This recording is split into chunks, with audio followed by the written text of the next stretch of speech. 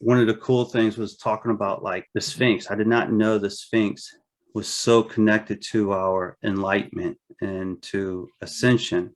I thought it was just another type of statue at ancient Egypt times, and that was it. I did not know it had so much more of a deeper connection to it. Me too. I had no idea. And it was funny because when started to work on the second book, I used Jen in the beginning and we went back to her past life in the 1970s. And then all of a sudden, as she's pulling all this information with the previous hypnotist back in the 1970s and remembering doing this, she realizes that she saw the Sphinx.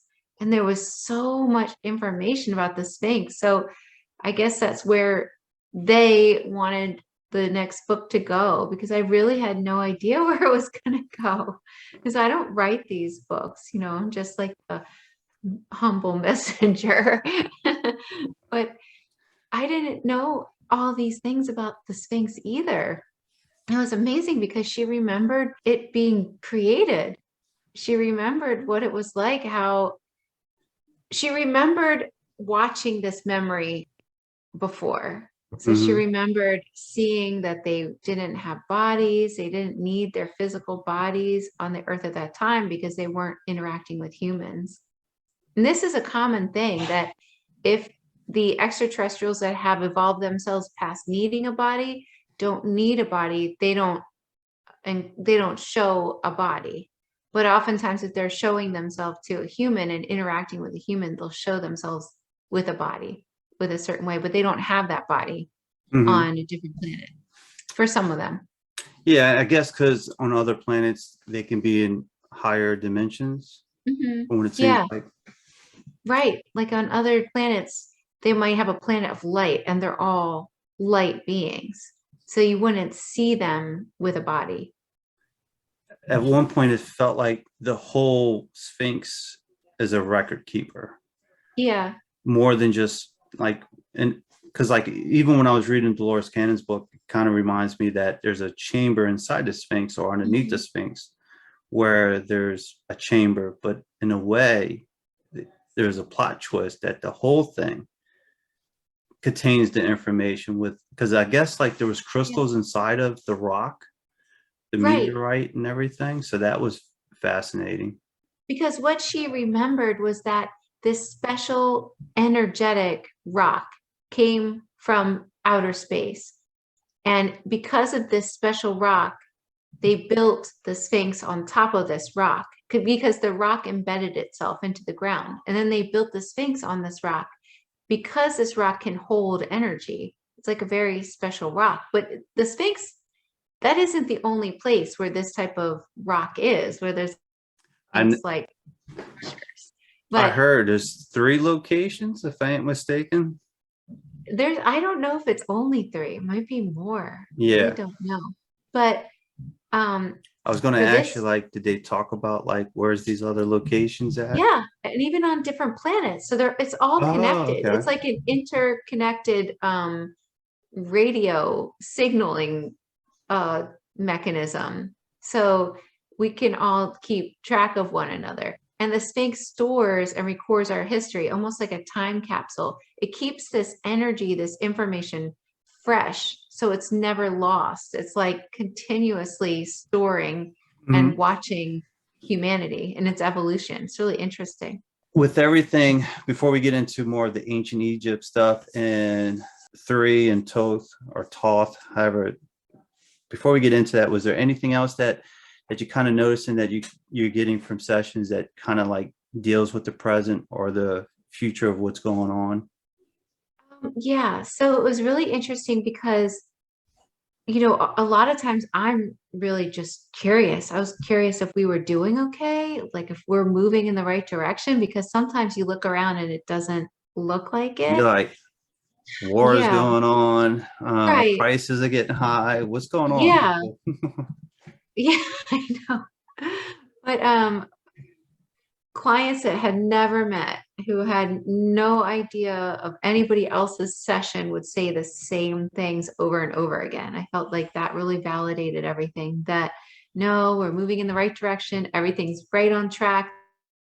Fantastic. Everybody's happy about this. And we're just doing fantastically.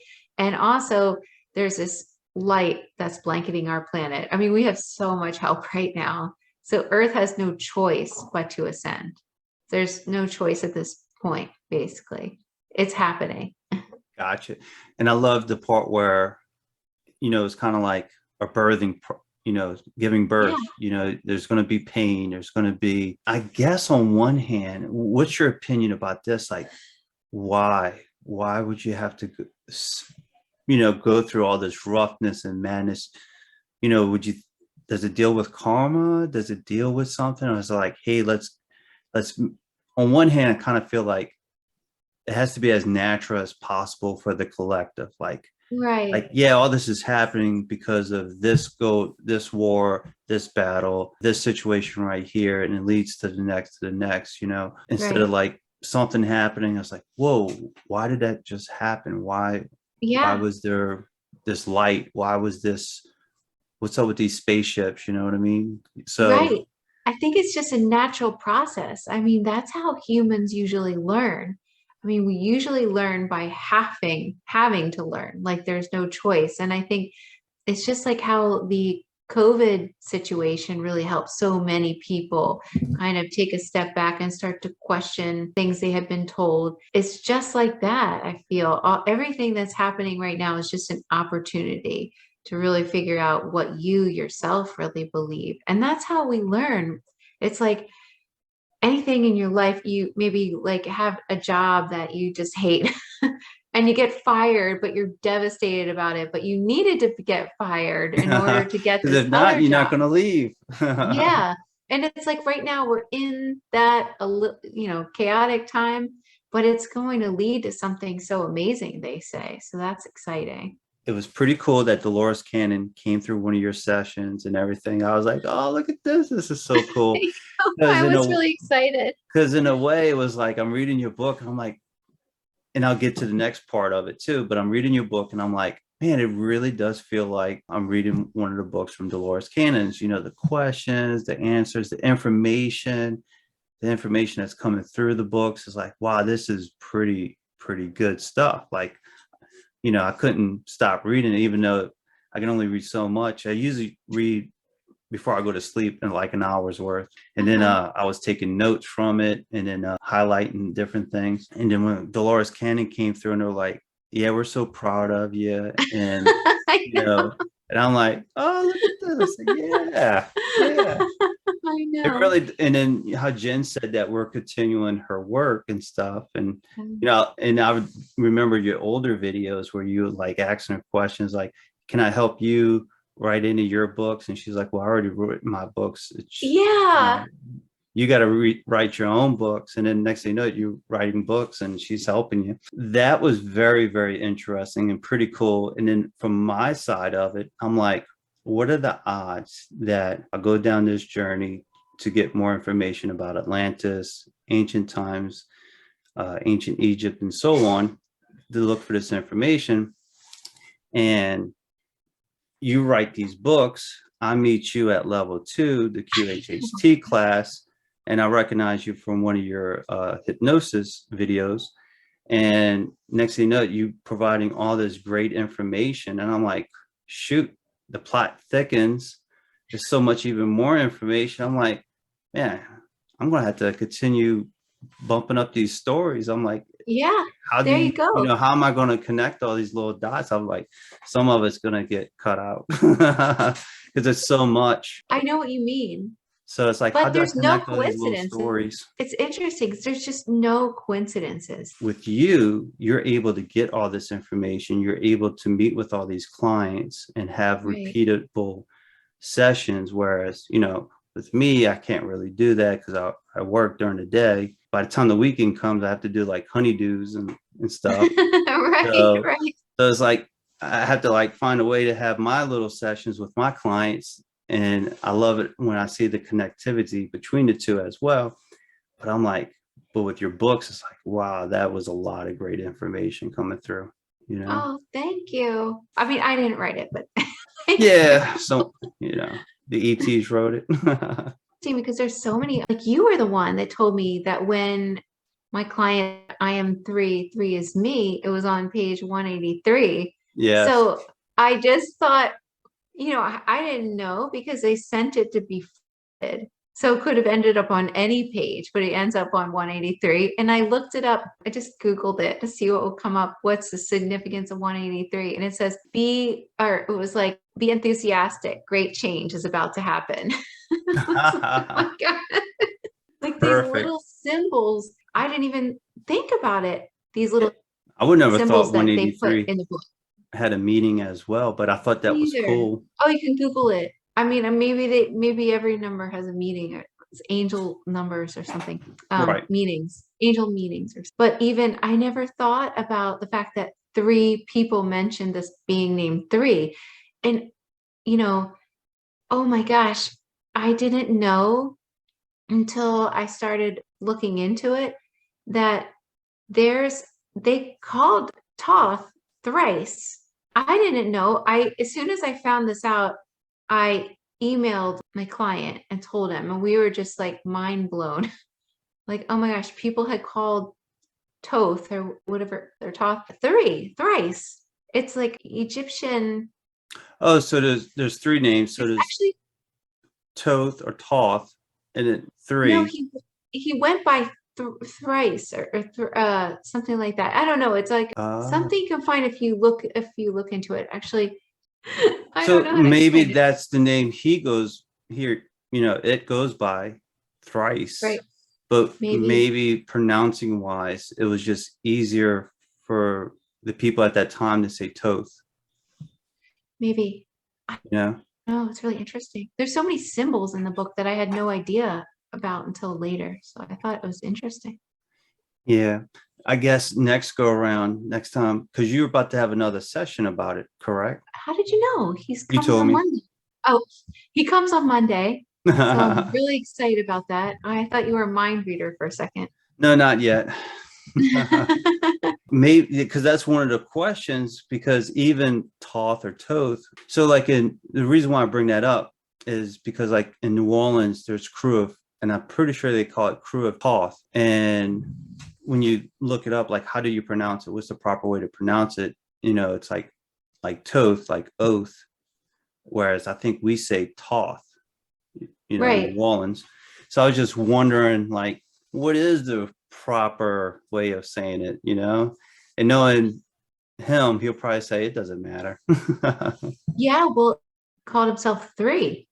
So Right. it's interesting. My other question is, and I thought this was interesting, is it three like meaning a number three, or is it three like he's three out of like a council, or is that why they call himself three, or some other reason that Well, the one reason that I got far was that it was three because he was an it, kind of not a female or a male, but an in between. So it was all three. uh But like I'm sure, like a third place. yeah, exactly.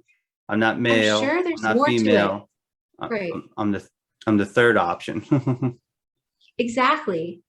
But there's more meaning to it because it seems like so much in this book has these like hidden symbols. And then what was funny, I was doing some interesting thinking. I noticed Toth has 5 letters, three has 5 letters.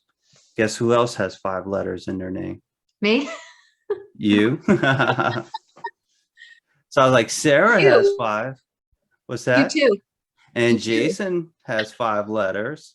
And I'm That's like, interesting. and we're all talking, we're all connected. And, and then there was another individual begins with T. And I was like, ooh, that would be a touchy subject. But I was like, you have Trump. He has 5 letters. And Oh, I'm like, interesting. and we all call him Trump and not Donald, or so I'm like, maybe, maybe not. But Huh. yes, you do, honey. Interesting. I was wondering, and this would be a question that you could find out, like, was there any connectivity to that? Because I thought that was interesting that That is it was all interesting. 5 letters, three, Toth, Sarah. Oh, that's so interesting.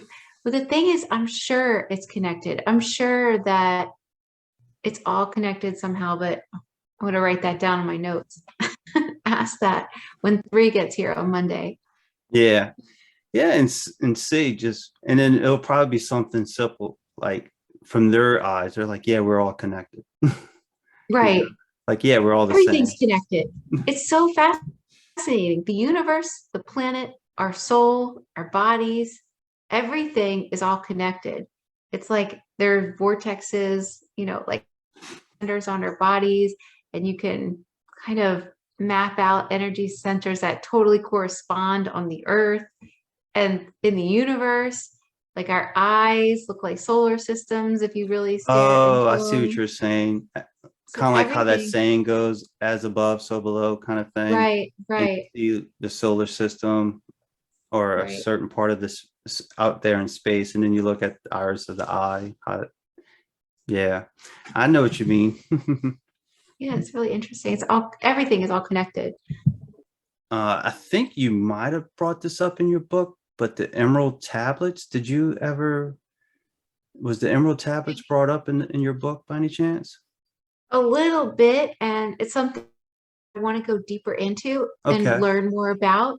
So far, I want to get a really good, clear understanding of it. But I know that Toth, the 3 bringer of information, light, that he had incarnated many times to try to humanity. And I think it was like one of those things where he was bringing this information and put into these tablets, or So they're the your reason why buddies. I bring up the emerald tablets, because I've listened to some of the audio of it, and I even have the book on my wish list of books to read in the shopping cart. I'm like, it would be interesting because it reminds me of Dolores Cannon, how she was connecting to Notre Dame, and then Notre Dame's books were translated, and she was telling them what people were thinking, and he was like, "Oh no, that's wrong."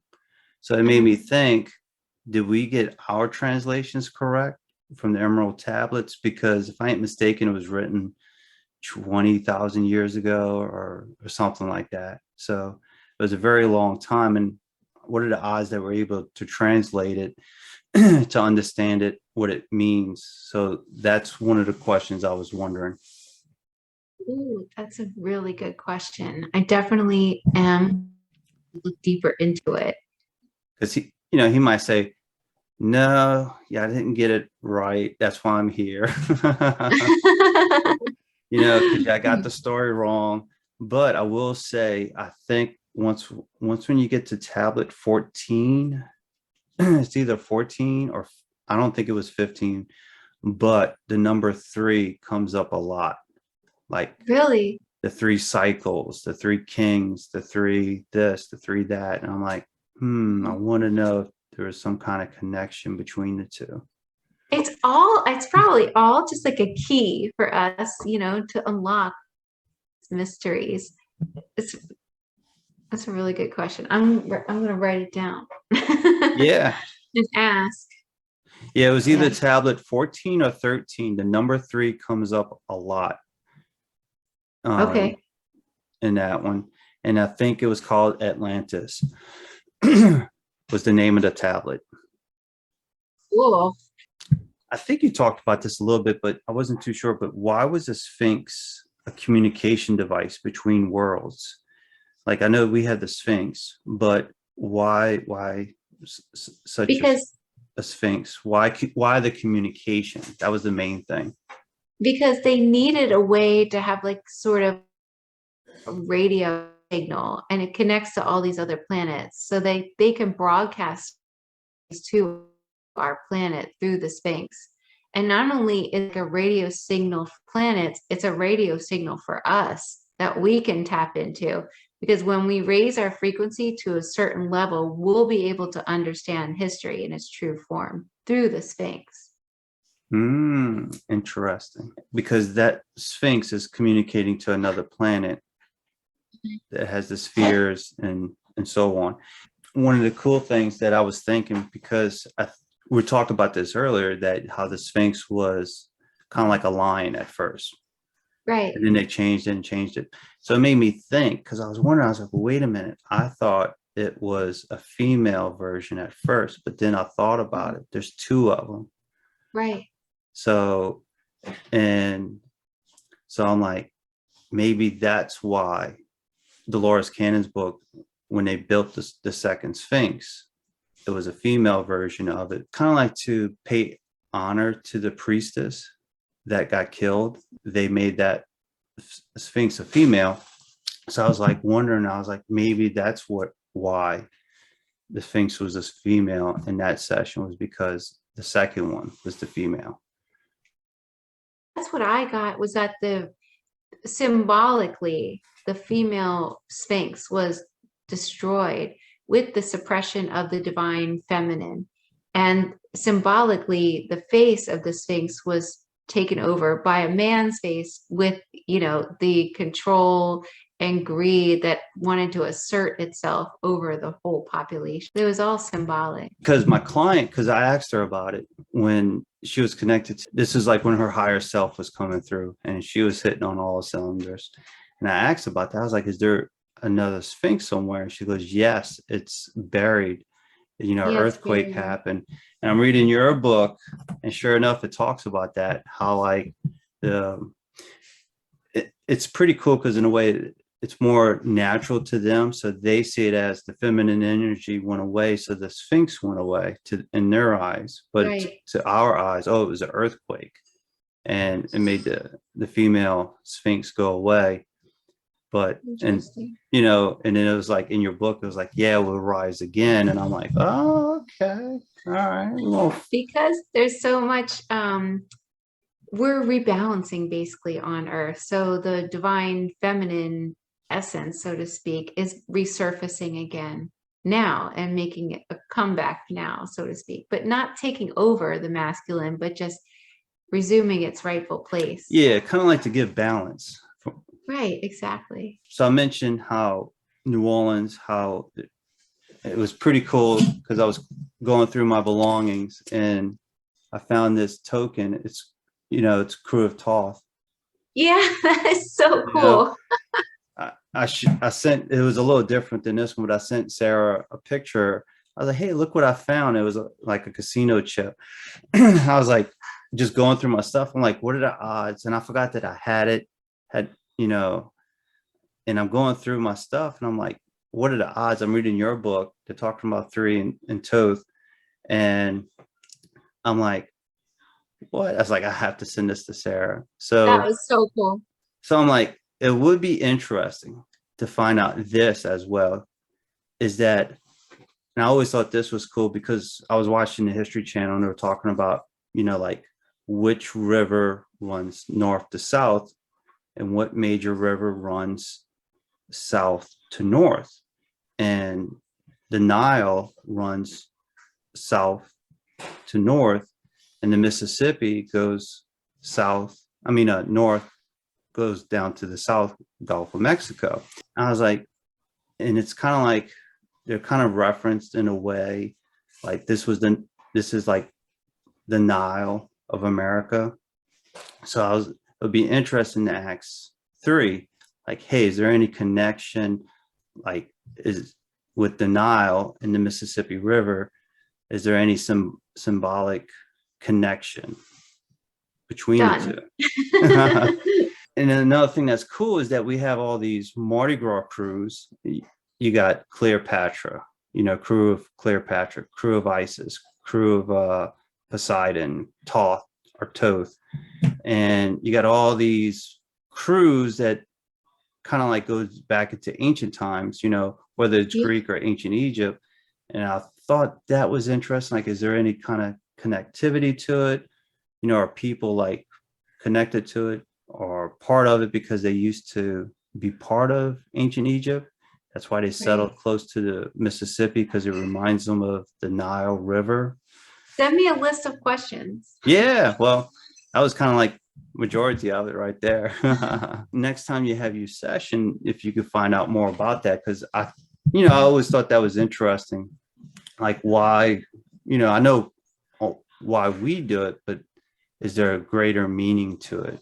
Like for us, it's kind of like it was an easier way to call these parade crews these different names, and the ancient times, Greece, and ancient Roman times, and ancient Egypt. So, but for us, it was kind of like a chance for like normal people to become like kings and queens of their own little balls and gowns and stuff like Oh, that. They were kind of fun. like making fun of king and queens. So that was like their way of doing it. Oh, wow. 3, think of a parade being named after them. That would be cool to That's a find great out. question. So do you like, hey, you do know there's a parade named after you? Great question. We're almost to that time, that cutoff time. So thank you very much, Sarah. And if you're watching this video, anything that deals with the ancient Egypt or Sphinx or Toth or Toth or 3 is going to be on Guardians of Magic. And then all the enlightenment and hybrid program is going to be on QRE network. So if you're watching this video, the whole video is going to be on Guardians of Magic. Sarah, was there anything else you would like to share with everybody? Oh, no, but thank you so much, Jason. It was such a pleasure, like always fun and talk to Yep. you. Thank you very much. And I'll send you that invitation once when I get the ball rolling on the hybrid children program and get that going. I want everybody to have a good night and take care, and make sure you subscribe. So when I get that next video with Sarah, the next episode series, it'll be all taken care of and you'll be aware of it. Thanks, Jason. That was awesome.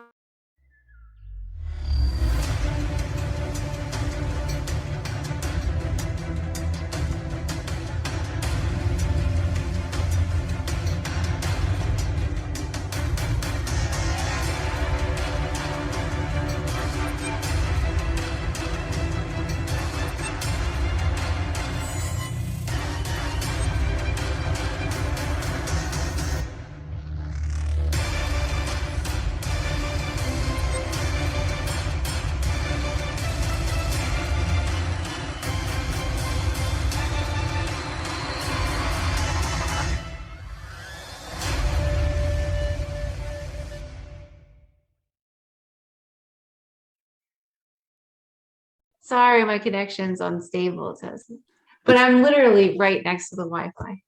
I know it's probably, your buddies up there like playing around Yeah. on the lines, like Tall and whitish, but they had these large heads and really big black eyes, and they were very compassionate. And I remember just all you feel is love, when you're there. And then I told them I'm going to Earth to teach humanity compassion. Oh, no way. Yeah, When and I did that got in this. happen? When did that session happen?